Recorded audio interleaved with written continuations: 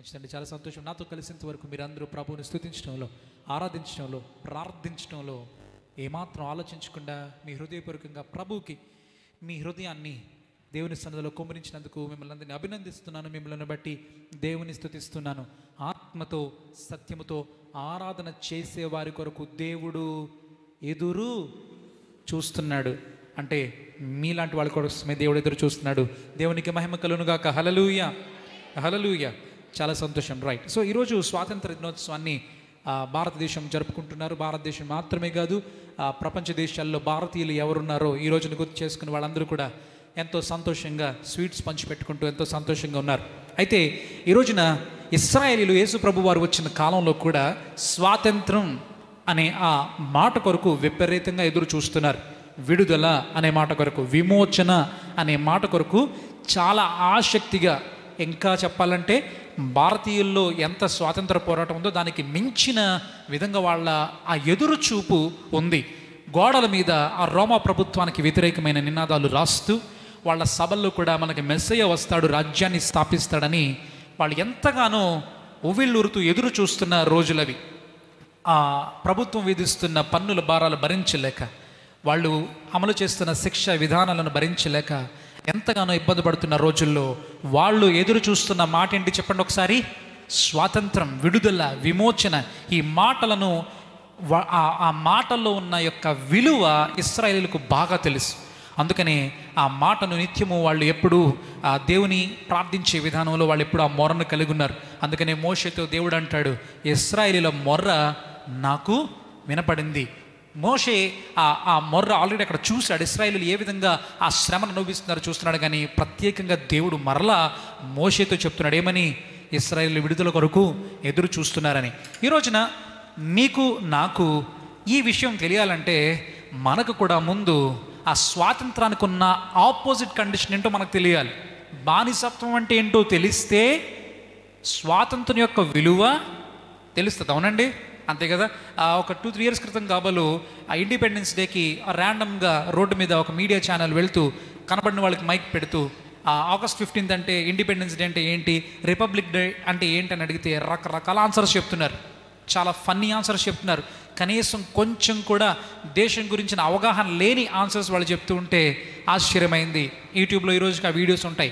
దానికి కారణం ఏంటో తెలుసండి? మనం వాళ్ళని తప్పుపట్టడానికి లేదు. ఎందుకనంటే వాళ్ళు పుట్టి ఒక 10 సంవత్సరాలు, 15 సంవత్సరాలు, 20 సంవత్సరాలు అవుతుంది.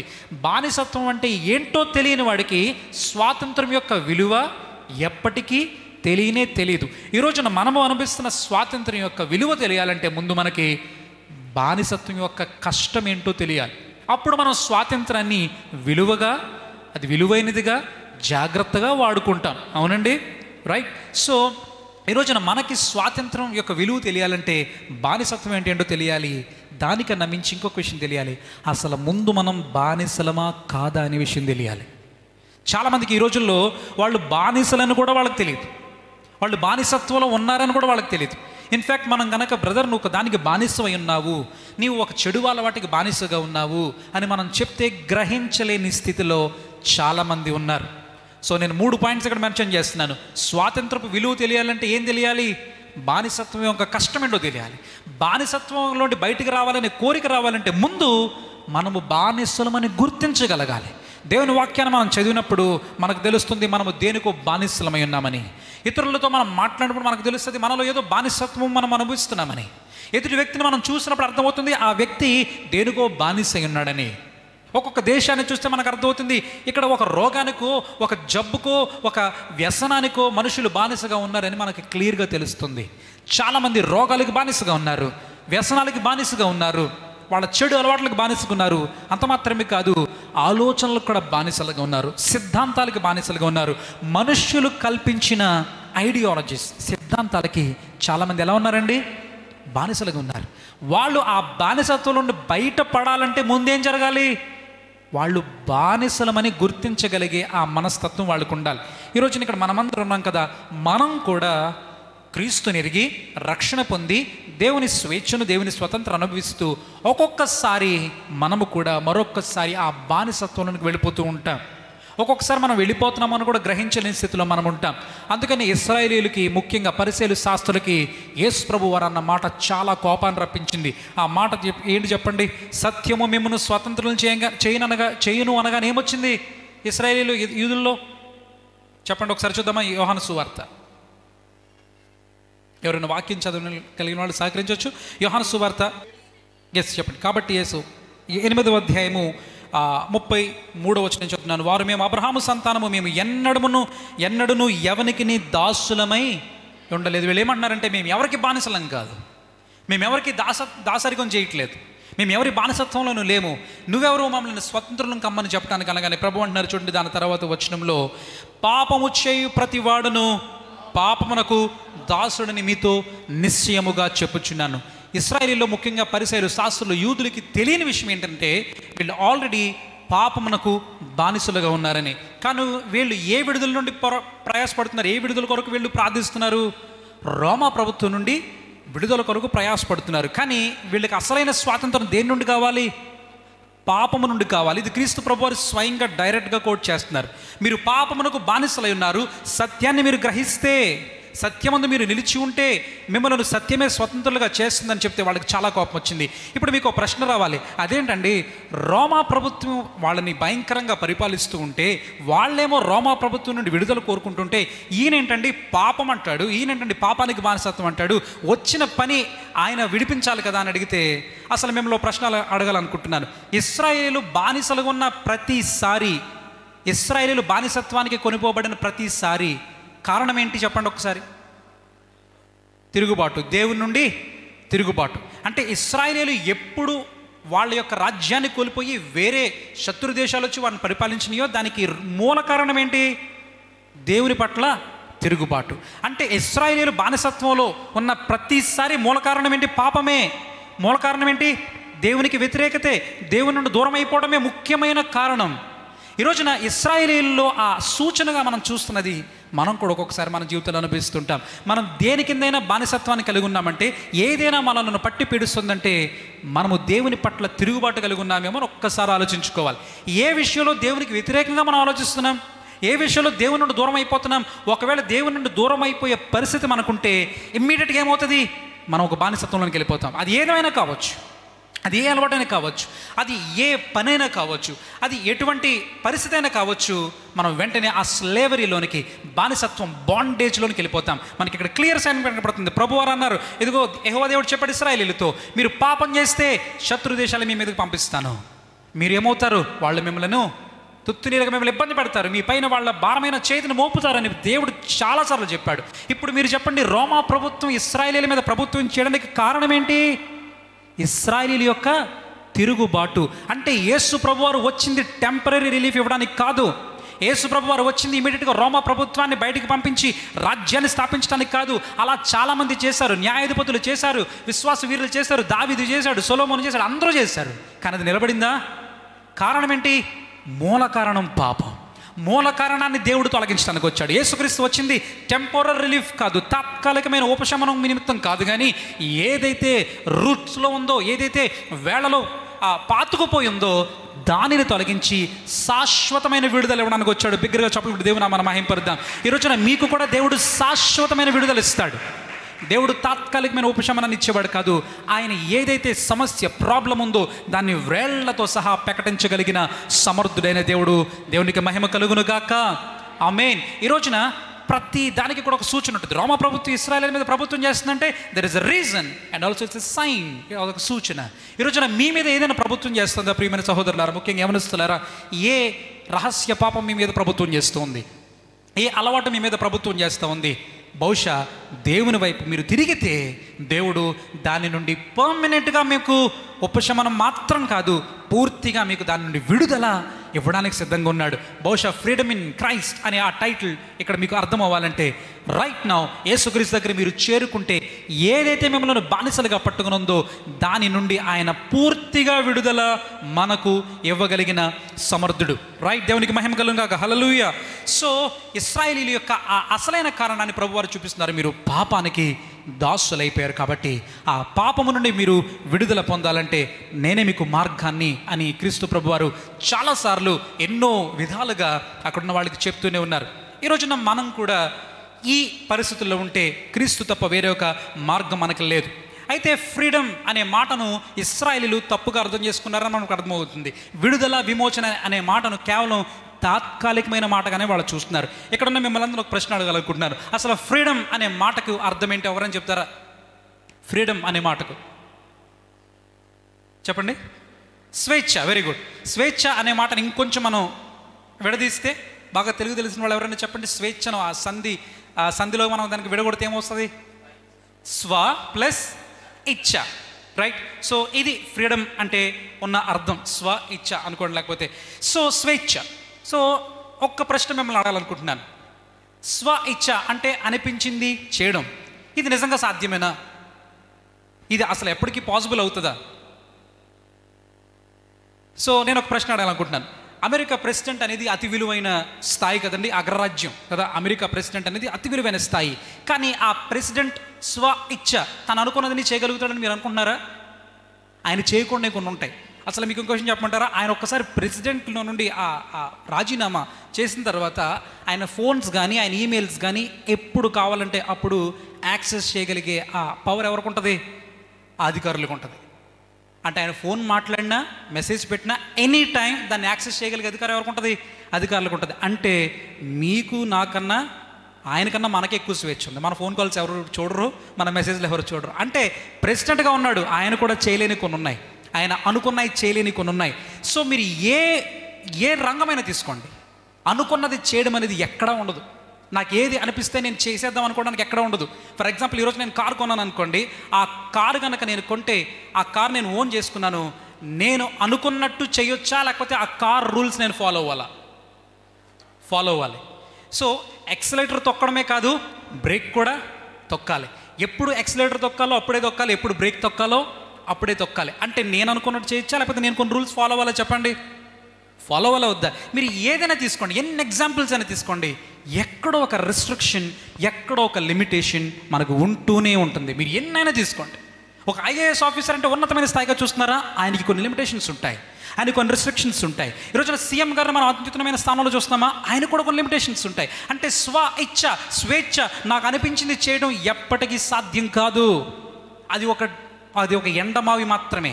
మీరు అనుకుంటున్నారేమో, నా తల్లిదండ్రులు దగ్గర నుండి నేను బయటకు వెళ్తే స్వేచ్ఛగా ఉండొచ్చు, నా పేరెంట్స్ నుండి నేను ఆ పలానా ఊరు వెళ్ళి అక్కడ కాలేజీలో జాయిన్ అయితే నేను స్వేచ్ఛగా ఉండొచ్చు, నా భర్త ఇంట్లోంచి బయటికి వెళ్తే నేను ఏమైనా చేయొచ్చు, నేను ఫ్రీడమ్ ఉంటుంది, నా భార్య ఇంట్లో లేకపోతే నేను ఏమైనా చేయొచ్చు, లేకపోతే నా టీచర్ క్లాస్లో బయటికి వెళ్తే నేను ఏమైనా చేయొచ్చు అనే ఒకవేళ అలాంటి ఆలోచన అనుకుంటే అది కేవలం మన భ్రమ, మన కళ మాత్రమే.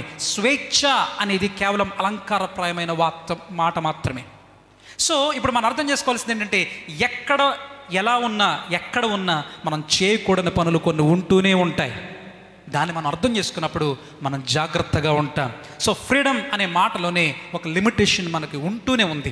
ఆదాము హవ్వలను దేవుడు సృజించాడు, ఏం పెట్టాడు? ఒక లిమిటేషన్ వాళ్ళకు ఉంది. ఎప్పుడైతే దాన్ని క్రాస్ చేశారో ఏమయ్యారు? అక్కడ నుంచి వాళ్ళు త్రీసివేయబడ్డారు. మనం చేయకూడని పని కనుక చేస్తే మనమున్న స్థాయి నుండి కిందకి పడిపోతాం. ఒకవేళ నీకు ఎంత అద్భుతమైన ఆధిక్యత నీకు ఇస్తే అంతే ఈక్వల్గా రెస్ట్రిక్షన్స్ కూడా ఉంటాయి. ఈరోజు నేను ఇక్కడ వాకింగ్ చెప్పడానికి పిలువబడ్డాను, నాకు కూడా కొన్ని రెస్ట్రిక్షన్స్ ఉంటాయి, మీకుండవు ఆ రెస్ట్రిక్షన్స్. ఇప్పుడు నేను కూర్చోవాలంటే కూర్చోగలనా? రైట్. నాకు అస్సలు ఒంట్లో బాగోలేదండి, నేను వెళ్ళిపోతానండి అంటే బాగుంటుందా? కానీ మీరు వెళ్ళొచ్చు, మీరు కూర్చోవచ్చు, మీరు ఇప్పుడు వాష్రూమ్కి వెళ్ళాలంటే వెళ్ళొచ్చు. అంటే బాధ్యత పెద్దదైనప్పుడు ఏమైంది? రెస్ట్రిక్షన్స్ ఎక్కువైనాయి. సో మీకు రెస్ట్రిక్షన్స్ ఉన్నాయా? Thank God, because you're in a good position. Thank God you're in a higher position. మీరు ఎప్పుడైతే ఉన్నతమైన స్థాయిలో ఉంటారో మీకు లిమిటేషన్స్ కూడా అలాగే ఉంటాయి. దాన్ని అర్థం చేసుకున్నప్పుడు ఎప్పుడైతే మీ స్థాయిని మీరు గౌరవిస్తారో మీ లిమిటేషన్స్ కూడా మీరు గౌరవించి జాగ్రత్తగా ఉంటారు. రైట్. సో మనలో ఒక ఉబలాటం ఎప్పుడు ఉంటుంది. దయచేసి ఎవరు వెనక్కి చూడొద్దండి, ఎవరు వెనక్కి చూడొద్దు. అలా అనగానే కొంతమంది వెనక్కి చూస్తారు. రైట్. ఎప్పుడైతే ఒకటి చెయ్యొద్దంటారో చెయ్యాలనే కోరిక పడుతుంది. సో ఎప్పుడైతే మనలో ఒక పోరాటం మన శరీరం చేస్తూనే ఉంటుంది. ఇది ముట్టుకోవద్దంటే అది ముట్టుకుంటాడు పిల్లోడు. అక్కడికి వెళ్ళొద్దు, అక్కడ వెళ్తే అంటే ముందు అక్కడికి ఏముందో తెలుసుకోవాలనే మనస్తత్వం మనలో ఉంటుంది. ఏది వద్దో అది చేయాలనే ఉబలాటం మన శరీరంలో, మన పాపము బుద్ధి మనల్ని ఎప్పుడు నడిపిస్తుంటుంది. ప్రియమైన సహోదరులారా, మీకు లిమిటేషన్స్ ఉన్నాయా, రిస్ట్రిక్షన్స్ ఉన్నాయా? ఏంటి నాకు రిస్ట్రిక్షన్స్ అనుకుంటున్నారా? Be happy for that, because you're in a higher position. మీకన్నా రిస్ట్రిక్షన్స్ లేనోడు మీకన్నా కింద స్థాయిలో ఉన్నాడని గుర్తుపెట్టుకోండి. రైట్. సో అన్ని చోట్ల ఫ్రీడమ్ ఉండదు, స్వ ఇచ్ఛ అనేది కేవలం కళ మాత్రమే అనే విషయం మీకు అర్థమైంది కదండి.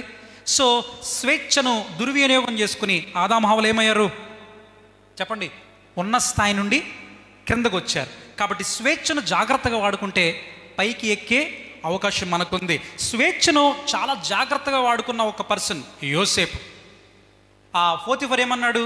నేను తప్ప, నా భార్య తప్ప, ఈ ఇంట్లో నా కుటుంబ విషయాలు తప్ప సమస్తము నీవే అధికారివి అని యోసేపుకి ఒక మంచి అర్హతను యోసేపుకి ఇచ్చినప్పుడు యోసేపు తన స్వేచ్ఛను దుర్వినియోగం చేశాడా, కాపాడుకున్నాడా చెప్పండి? ఓకే. తన స్వేచ్ఛను కాపాడుకోవడం ద్వారా, దుర్వినియోగం చేయకుండా ఉండడం ద్వారా పై స్థాయికి వెళ్ళాడా, కింద స్థాయికి వెళ్ళాడా? ఖచ్చితంగా పై స్థాయికి వెళ్ళాడు. స్వేచ్ఛను జాగ్రత్తగా వాడుకుంటే ఉన్నతమైన స్థాయికి మనం వెళ్తాం. మన స్వేచ్ఛను దుర్వినియోగం చేస్తే ఉన్న స్థాయి కన్నా కిందకు మనం పడిపోతాం. ఎందుకంటే యోసేపు ఆ పరిస్థితులను వాడుకొని ఉన్నతమైన స్థాయికి చేరగలిగాడు. దేవుడు గొప్ప కార్యం జరిగించాడు.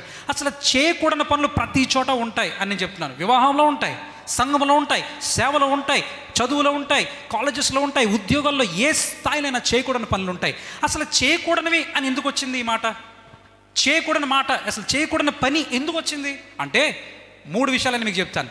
మనం చేయకూడని పని ఏంటంటే దేవుణ్ణి బాధ పెట్టే పని చేయకూడదు. చెప్పండి ఏంటి? దేవుణ్ణి బాధ పెట్టే పని ఎప్పుడు చేయకూడదు.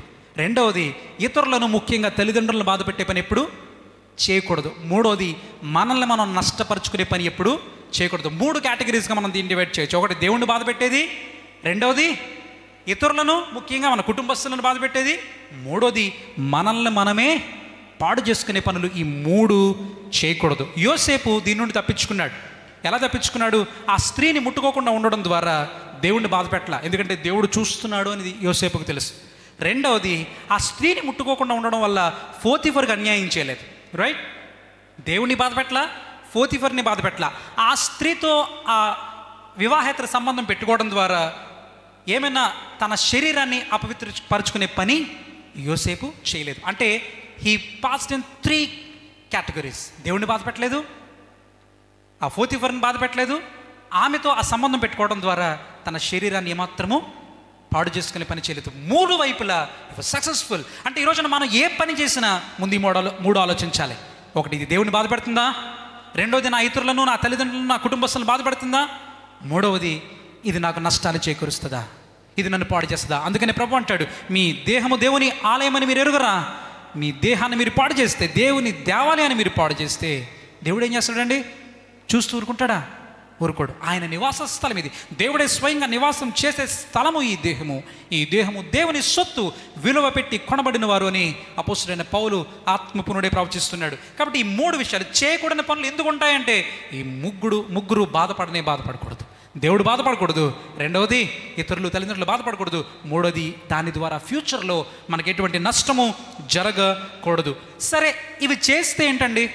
సరే చేసేసామనుకోండి, చేస్తే ఏంటంటే శత్రువు మనం ఆ చేస్తున్న పాపాన్ని చూస్తాడు. శత్రువు మనం చేస్తున్న పాపాన్ని చూసి మన బలహీనతను బలంగా మార్చుకుంటాడు. ఎవరి శత్రువు?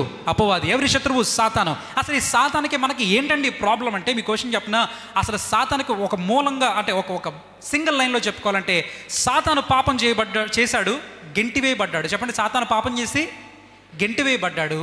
ఇప్పుడు మనము పాపం చేశాము, మనల్ని కూడా గెంటేయాలని కోరుకుంటున్నాడు, మనం కూడా గెంటి వేయబడాలని కోరుకుంటున్నాడు. అసలు సాతాను డ్యూటీ ఏంటనంటే ప్రభువు దగ్గరుండి ప్రభు పరిశుద్ధతను ఆయనకు గుర్తు చేయడం, జోనా అనే వ్యక్తిలో ఉన్న పాపాన్ని ఎత్తి చూపి జోనా క్షమాపణకి అనర్హుడు అని చెప్పడమే ఎవరి పని?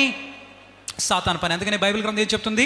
సహోదరుల పైన నేరమును మోపే పని తీసుకు. ఏం పని? జోనా ఎలాగా దీనికి అర్హుడు అని దేవుడిని అడుగుతాడు. ఎందుకంటే జోనా ఒక పాపి అని అడుగుతాడు. ఎందుకంటే నువ్వు నన్ను క్షమించలేదుగా, నువ్వు నాకు అవకాశం ఇవ్వలేదు కదా, నేను క్షమింపబడలేదు కదా, మరి నన్ను క్షమించినప్పుడు నువ్వు వీళ్ళని ఎలా క్షమిస్తావు అని అడిగే పని సాతానుది. సో సాతాను ఎప్పుడు ఎదురు చూసేది ఏంటో తెలుసా? ఎవరు బలహీనతలో దొరుకుతారా అని. బలహీనతలో దొరకగానే బంధిస్తాడు. ఆ బంధకంలో మన పెట్టగానే అణిచివేస్తాడు. అణిచివేసిన తర్వాత మన దగ్గర ఉన్న దాన్ని దోచుకుంటాడు. ఇది సాతాను పని. ఇది సాతాను పని. ఒక ఎగ్జాంపుల్గా మనం తీసుకుందాం. బ్రిటిష్ వాళ్ళు ఇండియా మీదకి యుద్ధానికి వచ్చారండి, చెప్పండి. యుద్ధం అనౌన్స్ చేశారు బ్రిటిష్ వాళ్ళు? లేదు. వచ్చారు. వచ్చిన తర్వాత ఇండియాలో వాళ్ళకి ఏం కనపడింది? బలహీనత కనపడింది, అనైక్యత కనపడింది. మేనేజ్మెంట్ స్కిల్స్ కానీ అవతల వాళ్ళతో ఎలాగ మనం ఉండాలని వీళ్ళ బలహీనతలన్నీ చూసి వాళ్ళు ఏం చేశారు? గ్రిప్ చేసుకున్నారు, బంధించారు. దాని తర్వాత ఏం చేశారు? అణచివేశారు. దాని తర్వాత ఏం చేశారు చెప్పండి? దోచుకున్నారు. వాళ్ళ సంపదను అంతా ఇక్కడ నుంచి సృష్టించుకుని ఇక్కడ నుంచి తీసుకెళ్లారు, రిసోర్స్ని వాడుకున్నారు. ఈ రోజున సాతాను కూడా ఎలాగ చేస్తున్నాడు? సాతాను మన మీద యుద్ధం ప్రకటించట్లా. సాతాను ఆదాము హవ్వల మీద యుద్ధం ప్రకటించాడా? ప్రకటించలా. ఏం చేశాడు? బలహీనతను వాడుకున్నాడు, బంధించాడు. ఎలా బంధించాడు? తనే అధికారి అయిపోయాడు, అధికారాన్ని చేపుచ్చుకున్నాడు. ఆ తర్వాత ఏం చేశాడు? దోచుకున్నాడు, అణచివేశాడు. ఈరోజు నా ప్రియమైన సహోదరులారా, మనము ఏదైనా చేయకూడని పని, దేవునికి వ్యతిరేకమైన పని, మన ఇంటి వారికి వ్యతిరేకమైన పని, మనకే వ్యతిరేకమైన పని ఏం చేసినా చూసే శత్రువు ఒకడు ఉంటాడు. మనము చేయకూడని పని చేయాలని నిత్యము వాడు ఎదురు చూస్తుంటాడు. అలా చేయాలని మన చుట్టూ పరిస్థితులను మార్చేస్తూ ఉంటాడు. యోసేపు గురించిన ఆ దేవుని కృప, దేవుని సహవాసం యోసేపు పైన గ్రహించిన సాతాను శత్రువు యోసేపు చుట్టూ ఒక పన్నాగాన్ని పన్నాడు. దేవునికి వ్యతిరేకమైన పని యోసేపు చేత చేయించాలని సాతాను నిత్యము శ్రమించాడు. కానీ దేవుడు దాన్నే వాడుకుని ఉన్నతమైన స్థాయికి యోసేపుని తీసుకెళ్ళాడు. ఈరోజున ప్రియమైన సహోదరులారా, మీ చుట్టూ ఉన్న ఆ ఉచ్చులు, ఆ పన్నాగాలు, ఆ టెంప్టేషన్స్ ఏమై ఉన్నాయి? వాటిని గ్రహిస్తున్నారా? అవి తీసుకొస్తుంది ఎవరు? దాని వెనకాల ఉన్నది ఎవరు? అది చేస్తే లాభపడేది ఎవరు? ఈరోజున నేను నా క్లాస్లో ఫస్ట్ ర్యాంక్ నేను రావాలనుకుంటే ఆల్రెడీ ఫస్ట్ ర్యాంక్ వచ్చేవాడు చదవకుండా ఉండాలని కోరుకుంటాను, అవునా?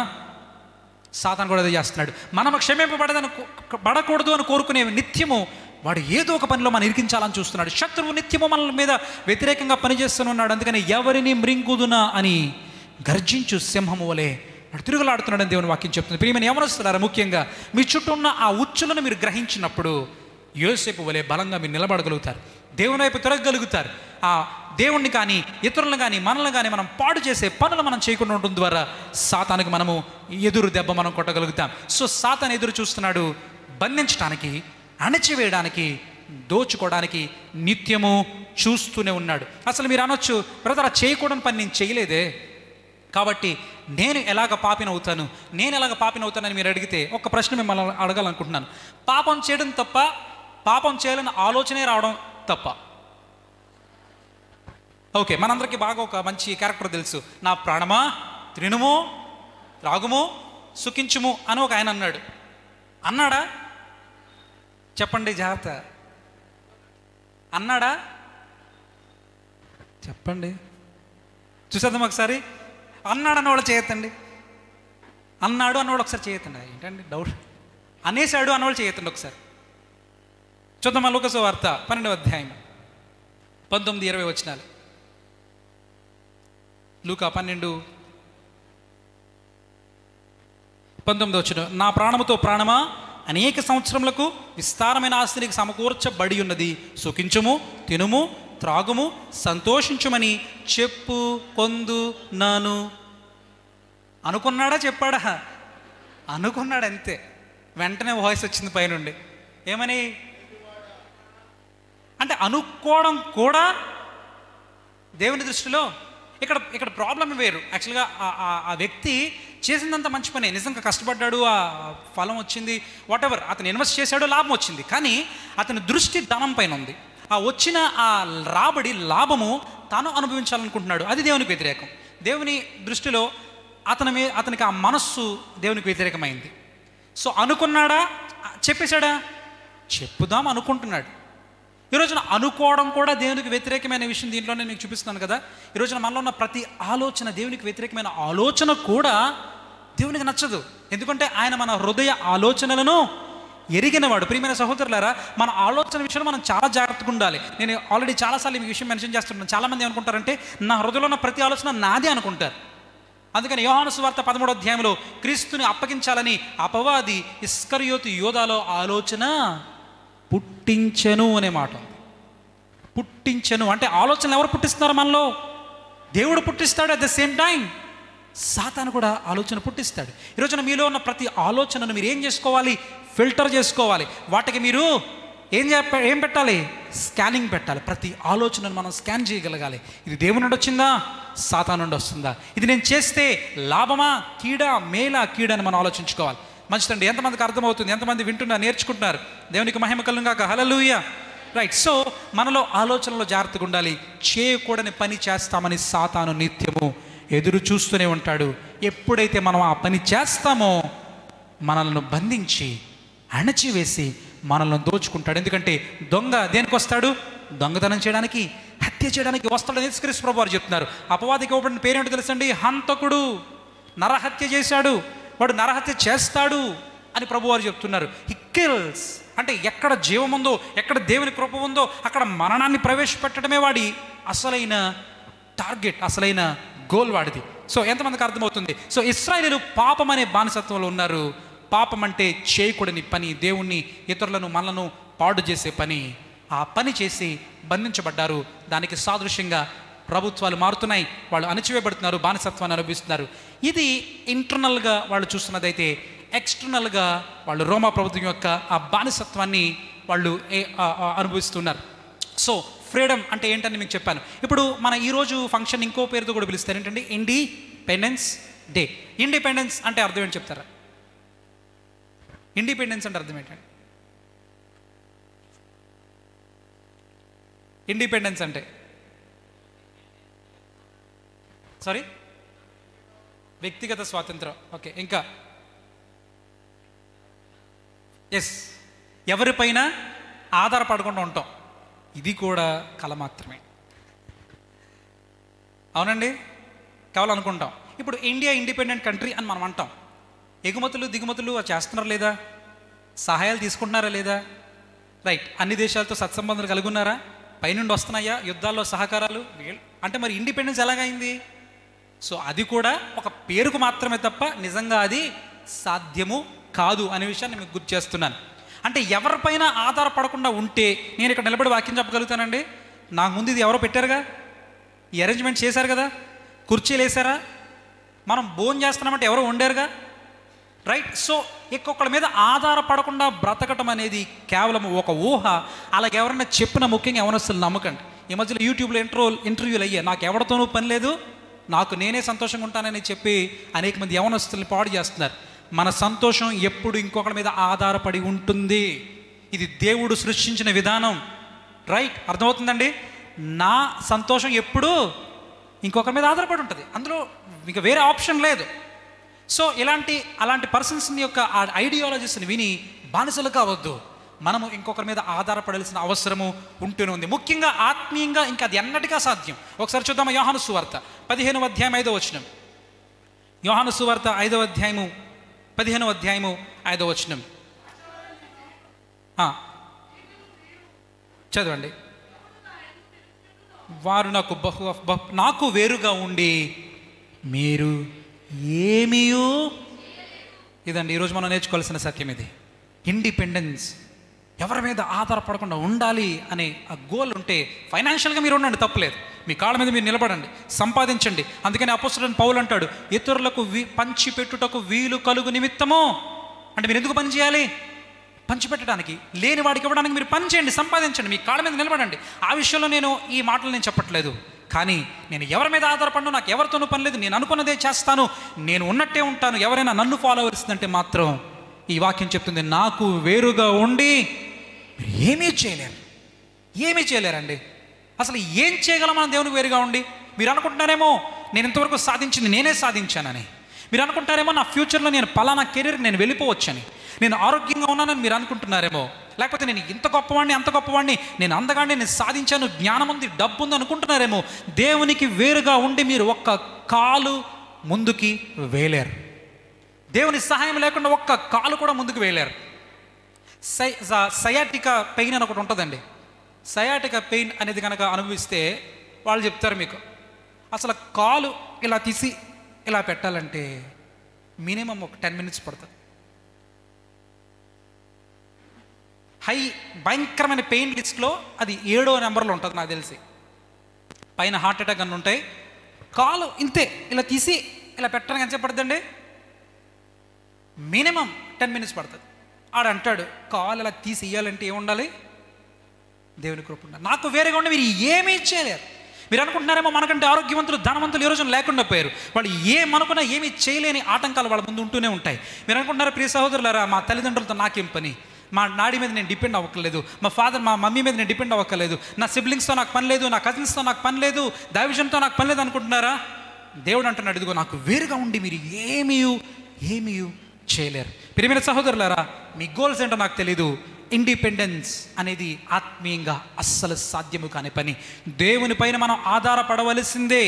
సౌలు తన మీద తాను ఆధారపడ్డాడు. సౌలు ఎంత కన్ఫ్యూజ్డ్ క్యారెక్టర్ అంటేనండి, ఆ సమూయేలు కొరకు ఎదురు చూస్తుంటాడు. సమూయేలు తడవ చేయడం చూసి బలి అర్పిస్తాడు. అప్పుడు అంటాడు, ఈ జనులకు నేను భయపడి ఈ బలి అర్పించాను అంటాడు. అంటే జనులకు భయపడే స్థితి సౌలుది. అంత మాత్రమే కాదు, సౌలు ఏమనుకున్నాడంటే నా తర్వాత రాజ్యం ఎవరికి వెళ్ళాలని కోరుకున్నాడు? యోనాతానుకు వెళ్ళాలని కోరుకున్నాడు. అతని కోరికలో తప్పులేదు, కానీ ఆ కోరిక నెరవేర్చేది దేవుడు మాత్రమే అని గ్రహింపు లేకపోవడమే తను చేసిన ఆ తప్పు. సౌలు అనుకుంటున్నాడు నా రాజ్యాన్ని నా కొడుకు ఇవ్వాలి, ఎదురుగా వచ్చిన దావీదుని ఏమైనా సరే హతమార్చాలనుకుంటున్నాడు. He thought that he can give his kingdom to his son by himself. తనకు తానే ఆ రాజ్యాన్ని ఇవ్వగలనుకుంటున్నాడు. దేవునిపైన ఆధారపడలేదు, కానీ దేవునిపైన ఆధారపడ్డాడు దావీదు. దావీదుకు వాగ్దానం వచ్చింది కదా, ఏమని? నువ్వు రాజు అయిపోయావు. ఆ సమూయేలు ఎవరికైనా అభిషేకం చేశాడంటే ఊరు వెళ్ళిపోతుంది న్యూస్. ఏమని? అభిషేకం అయిందంటే ఎవరికి పడితే వాళ్ళకి అభిషేకం చేయరు యాజకులు. అభిషేకం అయిందంటే ఎవరని? రాజు అని అర్థమైపోయింది. కానీ దావీదు ఎదురు చూశాడు. ఎందుకంటే దావీదుకు తెలుసు, ఆ అభిషేకం చేయించినవాడు, వాగ్దానం చేయించినవాడు సింహాసనం మీద కూర్చుండబెట్టగలడని నమ్మాడు. దేవునిపైన ఆధారపడ్డాడు. గొప్ప జయాన్ని దావీదు చూశాడు. దేవునిపైన ఆధారపడకుండా ఉంటే సౌలులా ఉంటుంది మన పరిస్థితి. అసలు దేవుడు అనుకున్నాడు సౌలునే ఎప్పటికీ శాశ్వత రాజ్యాన్ని సౌలుకి ఇవ్వాలనుకున్నాడు. కానీ తర్వాత మనం బైబిల్లో చూస్తే ఆయన పశ్చాత్తాపడ్డాడు అని మనం చూస్తున్నాం. ఎందుకనంటే సౌలు దేవుని మీద ఆధారపడకుండా ఉన్న మనస్తత్వాన్ని సౌలులో మనం చాలాసార్లు చూస్తున్నాం. కాబట్టి ప్రియమైన సహోదరులారా, దేవునిపైన ఆధారపడాల్సిన పరిస్థితి ఖచ్చితంగా ఉంది. మరి ఎలాగ మనం దీని నుంచి ముందుకు వెళ్ళాలంటే, అందుకని ఒక మాట ఉంటుంది ఈ రోజున ఇండియా ఏంటి అని అంటే ఇంటర్ డిపెండెన్స్. ఏంటండి? Interdependence. పరస్పరంగా ఒకరిపైన ఒకరు ఆధారపడటం. ఇది ప్రస్తుతానికి మన దేశం ఉన్న కండిషన్. మనం ఇతర రాష్ట్రాలతో ఏమై ఉంటాము? ఆధారపడి ఉంటాం. అవునండి, మన ఇతర రాష్ట్రాల నుండి మనకు వస్తాయి కదా ఏదో ఒకటి, రైట్? సో కోల్ అవనివ్వండి, ఏమైనా మెడిసిన్స్ అవనివ్వండి, ఏ విషయమైనా మనము ఒకరి మీద ఒకరు ఏమై ఉన్నాము? ఆధారపడి ఉన్నాము. ఇక్కడే మనము కోల్పోతూ ఉంటాము దేవుని చిత్తంలో నడవడం, లేకపోతే దేవుని ఆశీర్వాదాన్ని కోల్పోయేది ఇక్కడే. మనము ఇంటర్ డిపెండెన్స్, పరస్పరము ఒకరిపైన ఒకరు ఆధారపడే ఆ మనస్తత్వం మనకు కావాలి. అందుకని పౌలు ఏమంటున్నాడు తెలుసు కదా మనందరికీ, మనమందరము శరీరంలో, క్రీస్తు శరీరంలో ఏమై ఉన్నాము? అవయవాలంగా ఉన్నాము. ఐక్యత లేకపోతే ఎలాగని అడుగుతున్నాడు పౌలు. మీరు ఒకరికొకరు సహకరించకపోతే ఎలాగని అడుగుతున్నాడు. నేను గొప్ప అంటే ఎలాగా అని ప్రశ్నిస్తున్నాడు. అందుకని ఇక్కడ మనవాళ్ళు కూడా యాజ్ వన్ అనే నేమ్, మనమందరము ఐక్యముగా ఏకముగా ఉన్నప్పుడే ప్రభువును మహిమపరచగలుగుతాము. ఎక్కడ ఐక్యత ఉంటే అక్కడ దేవునికి మహిమ ఉంటుంది. అందుకని మనందరికీ తెలుసు, సహోదరులు ఐక్యత కలిగి ఉంటురా ఎంత మేలు, ఎంత మనోహరం. దాని తర్వాత అహరోను గడ్డమ మీదుగా అది సువాసన, పరిమళ సువాసన. ఎవరికి పరిమళ సువాసన? దేవునికే పరిమళ సువాసనే. ఆ ఐక్యత ఎక్కడ ఉంటే అక్కడ సువాసనే.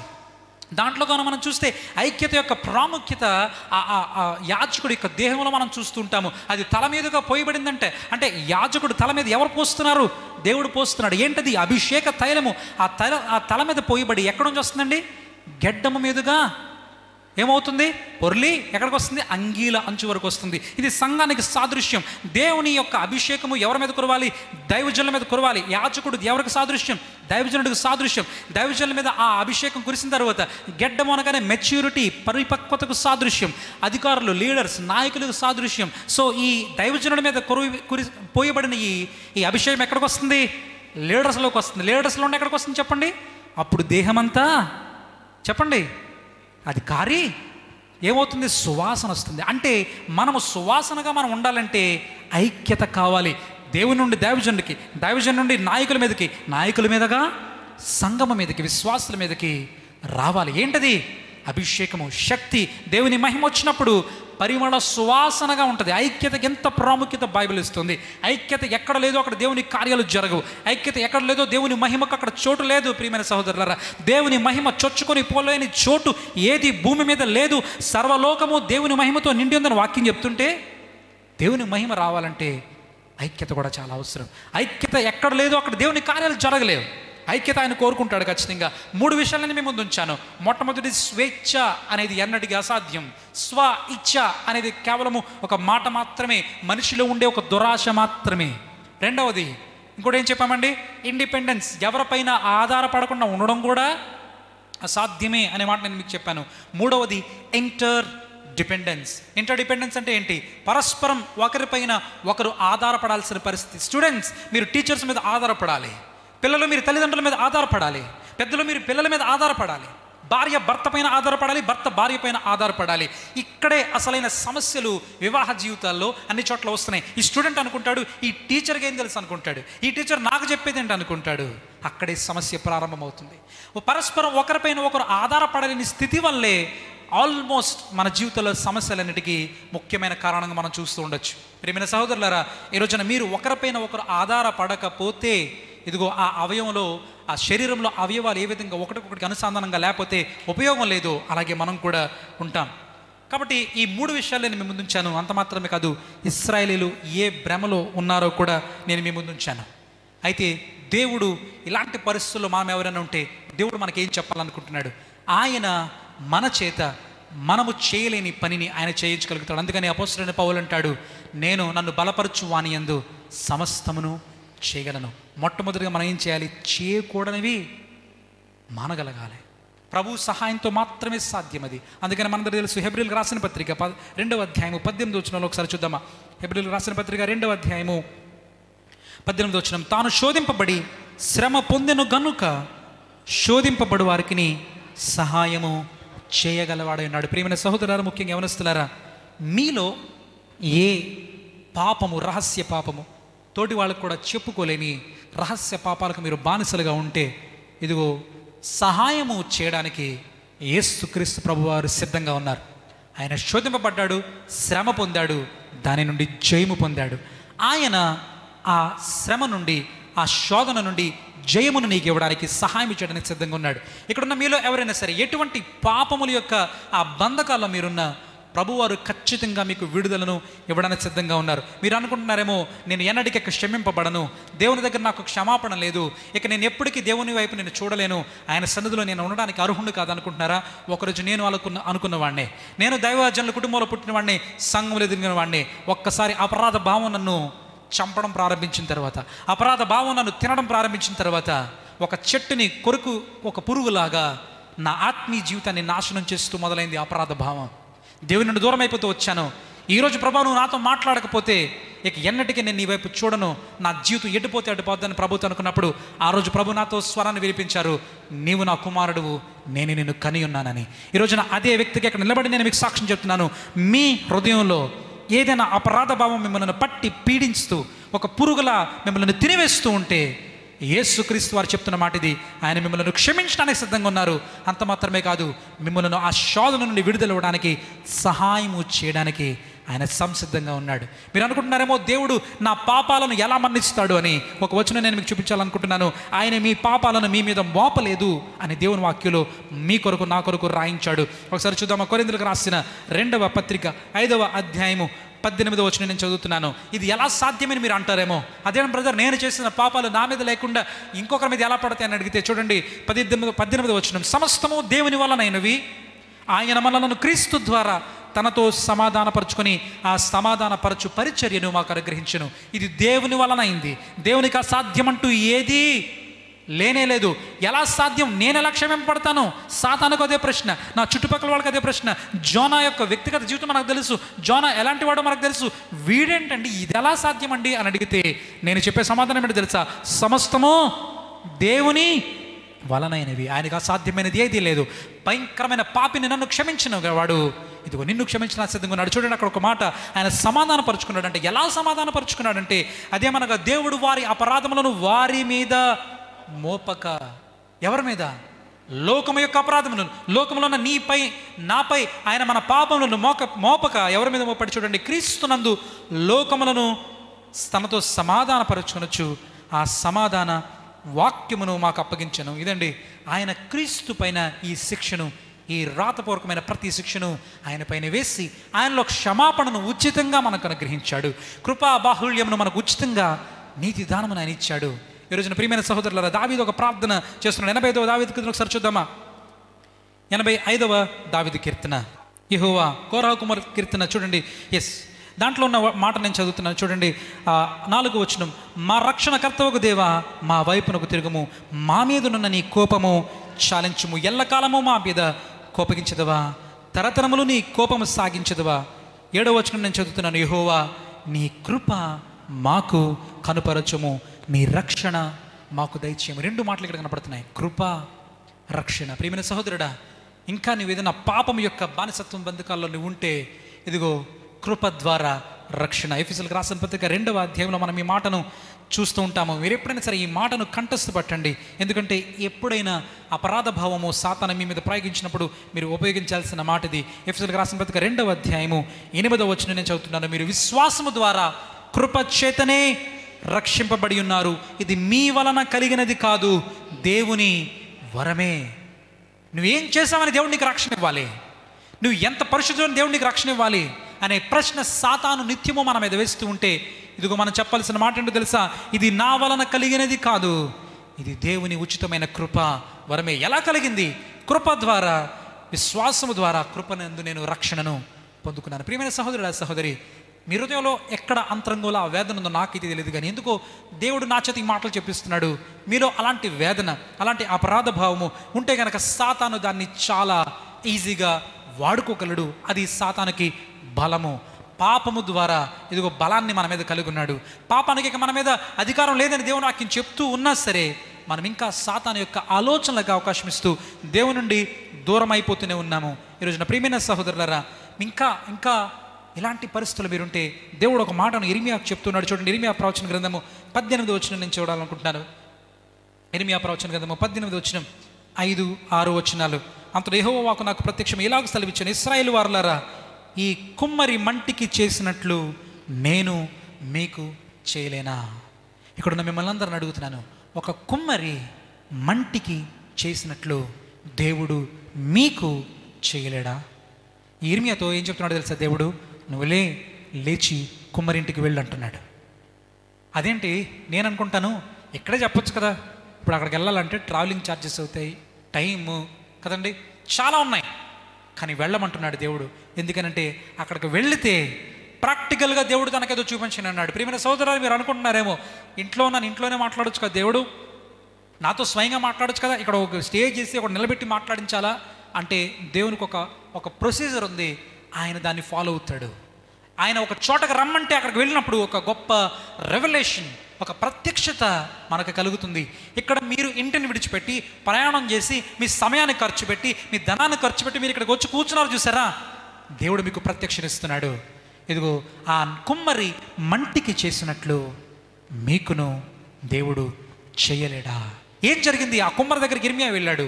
ఇర్మియా వెళ్ళగానే అక్కడ కుమ్మరి ఏం చేస్తున్నాడు? ఆ సారిపోయి ఆ మంటిని చేస్తూ కుండం చేస్తుంటే అదేమవుతుందండి? విడిపోతుందంట, పడిపోతుందంట. అది పెడుతున్న స్థానంలో పక్కకు వచ్చేస్తుంది. కానీ ఆ కుమ్మరి ఏం చేస్తున్నాడు? దాన్ని మరలా తీస్తున్నాడు, మరలా దాన్ని ఒక పాత్రగా మలుస్తూ ఉన్నాడు.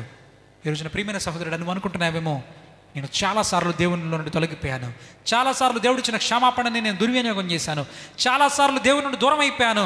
నా సంఘానికి చేయండి అయ్యా, నా కుటుంబానికి చేయండి అయ్యా, నా తమ్ముడికి చేయండి అయ్యా, నా చెల్లికి చేయండి అయ్యా, నాకు కావాలి.